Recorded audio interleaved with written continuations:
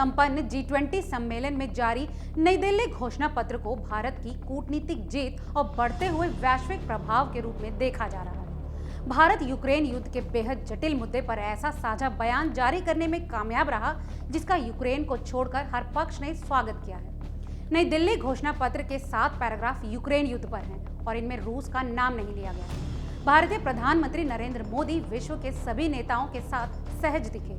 विश्व मीडिया ने भी अपनी रिपोर्ट्स में भारत के बढ़ते प्रभाव और G20 सम्मेलन की कामयाबी का जिक्र किया है। आइए समझते हैं कि विदेशी मीडिया में G20 समिट को लेकर क्या-क्या लिखा गया और भारत में प्रेस की आजादी पर क्या कहा गया। नमस्कार, मेरा नाम है लता सिंह और आप देख रहे हैं रिपोर्टर जी। इस हफ्ते दिल्ली में दुनिया भर के नेता और राष्ट्रीय अध्यक्ष 2 दिन के G20 सम्मेलन में हिस्सा लेने के लिए मौजूद रहे। इस दौरान दिल्ली थम सी गई थी। अमेरिकी न्यूज एजेंसी NBC ने अपनी रिपोर्ट में लिखा है कि G20 में भारत का बढ़ता वैश्विक प्रभाव दिखा, तो साथ ही प्रेस की आजादी की चिंताएं भी। रिपोर्ट के मुताबिक दुनिया के अमीर और विकासशील देशों की इस बैठक ने भारत के बढ़ते आर्थिक और जियोपॉलिटिकल प्रभाव को तो दिखाया ही है, साथ ही देश की हिंदू राष्ट्रवादी सरकार, खासकर प्रेस की आजादी पर सरकार के नजरिए की बढ़ती आलोचना को भी दिखाया गया है। भारत दुनिया का सबसे बड़ा लोकतंत्र है, अमेरिका का सहयोगी देश है। वहीं दूसरी तरफ भारत ने पश्चिमी देशों और रूस के बीच मीडिएटर की भूमिका भी निभाई है। NBC ने अपनी रिपोर्ट में लिखा है कि भारत वामपंथी चीन की बढ़ती महत्वाकांक्षाओं के लिए एक महत्वपूर्ण काउंटर वेट भी प्रदान करता है। NBC ने अपनी रिपोर्ट में पत्रकारों को नेताओं से दूर रखे जाने का जिक्र करते हुए लिखा कि नई दिल्ली में लगे पोस्टरों पर भारत ने अपने आप को मदर ऑफ डेमोक्रेसी घोषित किया है, लेकिन सैकड़ों पत्रकारों को सम्मेलन में आए नेताओं से दूर ही रखा गया। NBC के लेख में ये भी लिखा गया है कि आम प्रोटोकॉल के विपरीत शुक्रवार रात भारत के प्रधानमंत्री नरेंद्र मोदी के साथ राष्ट्रपति जो बाइडेन की मुलाकात को कवर करने के लिए अनुमति किसी भी पत्रकार को नहीं दी गई।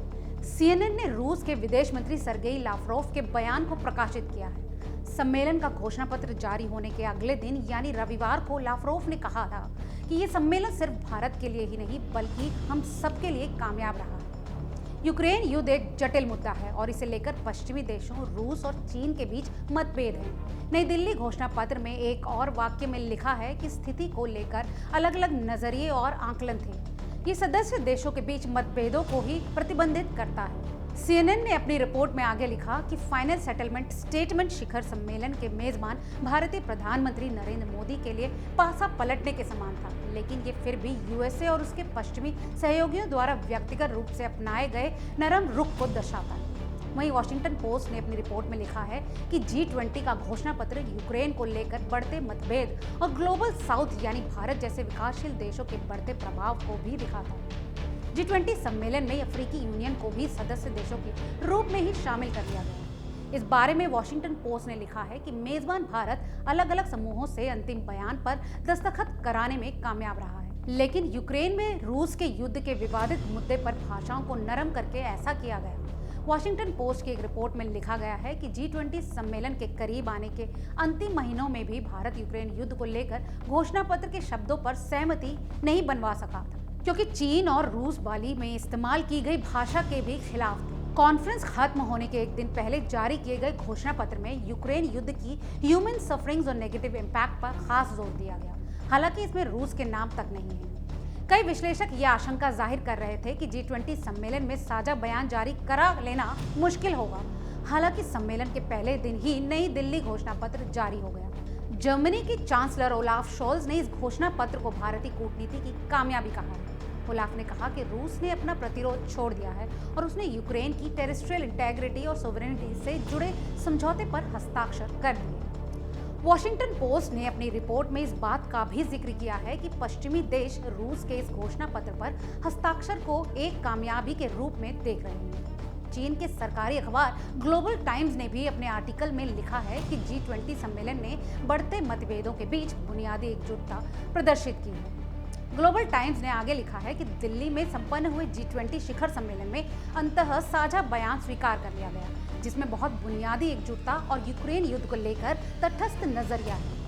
ग्लोबल टाइम्स ने लिखा है कि चीनी विश्लेषकों का कहना है कि G20 वैश्विक शासन के लिए अभी भी एक महत्वपूर्ण बहुपक्षीय तंत्र है, भले ही समूह प्रमुख शक्तियों के बीच जटिल संघर्षों के कारण शिथिलता के खतरों का अधिक सामना कर रहा है। ग्लोबल टाइम्स ने सम्मेलन में हिस्सा लेने आए चीन के प्रधानमंत्री ली चियांग के बयान को भी पब्लिश किया है। सम्मेलन के दौरान ली चियांग ने कहा था कि G20 के सदस्यों को अनुकरणीय भूमिका निभानी चाहिए, विशिष्ट मामलों से शुरुआत करनी चाहिए और वर्तमान में अच्छा करने का प्रयास करना चाहिए। ली ने आगे कहा कि सबसे जरूरी मुद्दा विकास है और G20 के सदस्यों को विकास को मैक्रो पॉलिसी कोऑर्डिनेशन के केंद्र में रखना चाहिए।